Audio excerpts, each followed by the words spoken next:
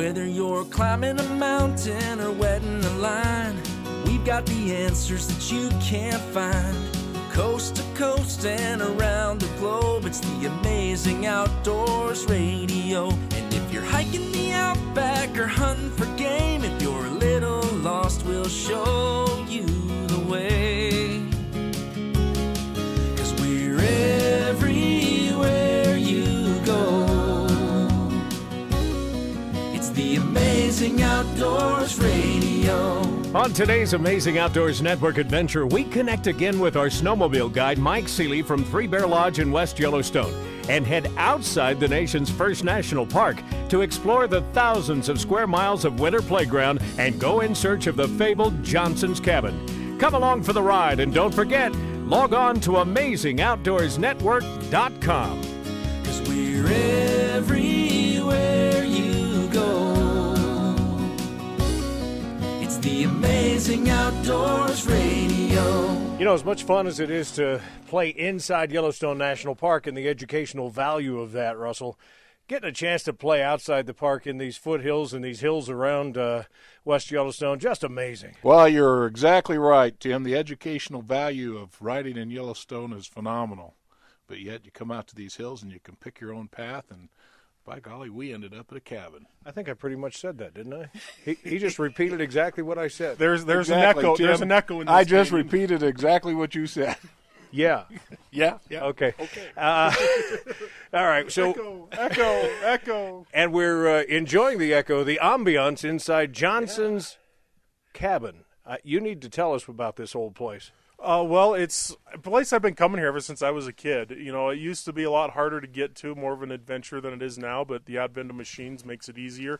But it's just a little old mysterious cabin where, you know, not a lot of people know about it, and you come up here and nobody really knows, was it a mining cabin, was it a hunting cabin?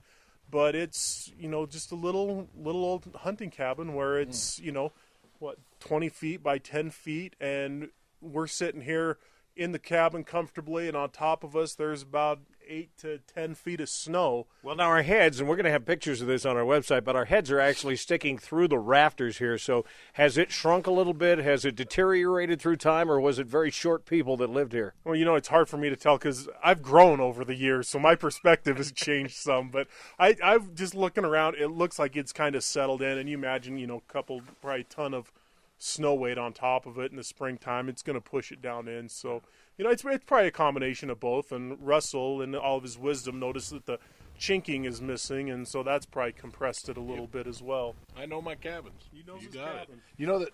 In point of reference here, my big canvas tent, this cabin will fit inside of it. Yeah, it's not a very big place, and you're a little skeptical on the age of this place just because of some of the things that are left here. I mean, you can still see a part of an old door, and there's a place where the flue went from the wood stove, and the hole where the pipe used to go out of the roof is still there, and there's a spring bed where, someone slept once upon a time. Yeah, I mean, I think the cabin is a lot older than some of the artifacts in it, to be honest with you. I mean, I wouldn't be surprised. And my theory is that this is probably right around 100 years old. And, sometimes people have come up here for hunting camps and brought a few of these quote-unquote luxury amenities with them, and they've left here. But I wouldn't be surprised if this is 120 years old, to be honest with you. Mike, your buddy Derek's been tagging along with us the last couple of days. He's sort of been the silent man behind the scenes here. But you haven't ridden a snowmobile in a while, have you? No, this is actually my second time on. Had bad luck the first time, so it's kind of redemption for me. So I'm kind of taking it a little bit slow and cautious until I, basically, I guess you'd say, get my my snow feet underneath me again. Well, Mike makes it look easy because he, was born on a snowmobile, which couldn't have been an easy delivery for his poor mother. But we have found a lot of wide open space and deep uncut powder to play in today. Absolutely, and for me, kind of being the novice, having that again makes me feel a little bit more comfortable with that. And you're not really going into your powder snow to where you might get stuck. Yeah, so far I felt really comfortable. And again, Mike being a good guide, he's going to know. My limitations on where I can and where I can't go. So all in all, it's been fabulous. And even, for a novice to even get up here this far to Johnson's Cabin has been amazing. There is so much playground out here. I mean, I can't even imagine that you could ever come up here and track it all, and yet you have this internal GPS. It's good to have a guy like this along, and we had a moment today. I don't want to, call Mike out at all, but I think I think it's important because some people think they have all the skills, they have all the knowledge, they know the area, and yet we ran into a situation, Russ, where we tracked our own trail up into the trees. Mike said, "Stay there for a minute. I'm going to head this way. There's a road right over here, and I want to make sure we can get through without getting everybody stuck." And he didn't come back for a while. He didn't just give us stay there. It was the down stay command that we use in dog training. And we did good. We all stayed right where we were supposed to be. But I think it's a good lesson, even for somebody that knows this place like the back of their hand. In that situation, we all decided we're going to stay together, the other three of us. We could hear your machine out there, and we figured you probably got stuck. But walk us through the process of that, because we figured if worst came to worst, we'd mark that spot with the GPS and retrace our steps back to where we knew we could get to a road. Yeah, so the whole idea, like you said, there's a trail that we were coming up on, and I was trying to beat backwoods or boondock up to it.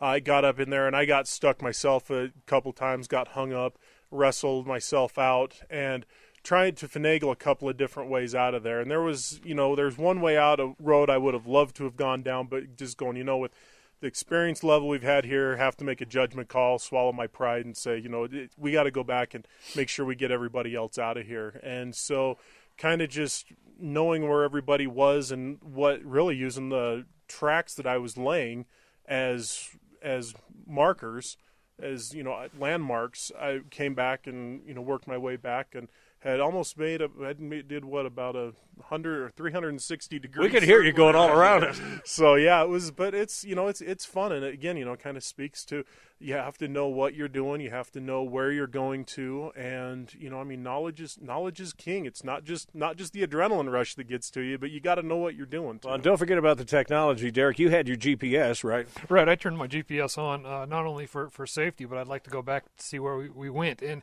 again, it's one of those things. If you're in that situation and it's an oh-no moment, I have the GPS to get us back, regardless of guide. Or I could even call in and say, hey, this is where I am right now. Please come and get me. And we did have cell service, surprisingly, on your phone.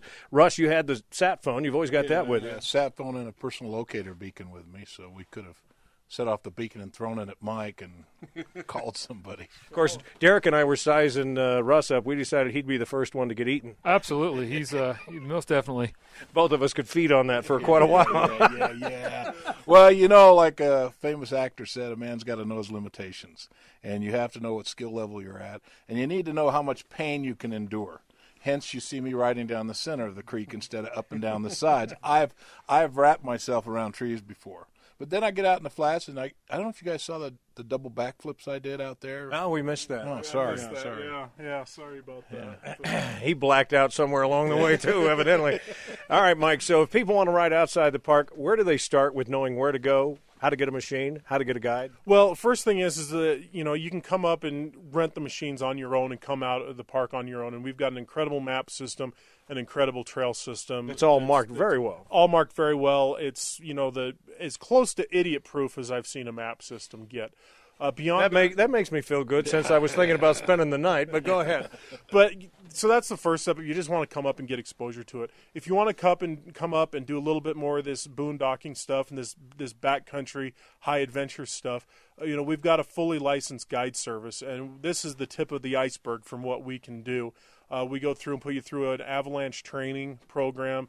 We've got the peeps, probes, shovels available to you, so you can come up, go with the guide, and kind of experience it firsthand and learn from their knowledge where to go, how to get there. And again, all that can be done through Three Bear. Yeah, exactly. Call up Three Bear Lodge. It's 800-646-7353 or threebearlodge.com or seeyellowstone.com. Again, it's one call does it all sort of a thing. I mean, we can get you into anything you want to do, winter recreation up in West Yellowstone. Give us a call. All right, we're going to get back on the machines, get out there and play. By the way, these new machines you guys are riding, pretty amazing. That tailpipe, nice. that exhaust coming right out under the seat sounds pretty impressive when you rev those guys up. They're Yamahas, right? Yeah, they're Yamahas. Yamaha's the first snowmobile company to go over to 100% four-stroke technology. And so the machines that Russ and I are on, they're a little bit heavier. They're not quite as easy to manipulate, but I'll tell you what, you get on that throttle and it's got more power than most people should have between their legs. It's an interesting design, and about threw this big guy off coming out of the parking lot. It took a little while to get used to that throttle. About bucked me right off. All right, let's get back out there and have some fun. You don't get to say this very often, but live inside Johnson's cabin. You never know where in the world the Amazing Outdoors Network will take you next. But I'll tell you what, if you want to come along for the ride, all you have to do is log on to AmazingOutdoorsNetwork.com. We'll see you next time. 'Cause we're